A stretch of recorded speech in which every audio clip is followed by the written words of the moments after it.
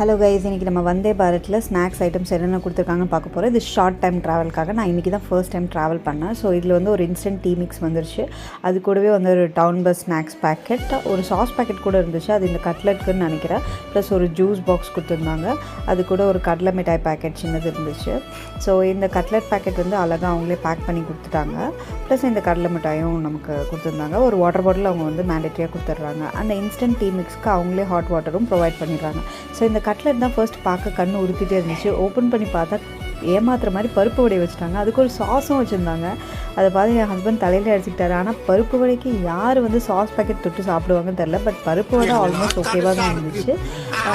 Plus இந்த town bus packet உங்களுக்கே தெரியும். ஸோ நார்மலாக எப்பவும் சாப்பிட்ற மாதிரி தான் இருந்துச்சு. எல்லாத்தையும் சாப்பிட்டு ஒரு தூக்கத்தை போட்டாச்சு.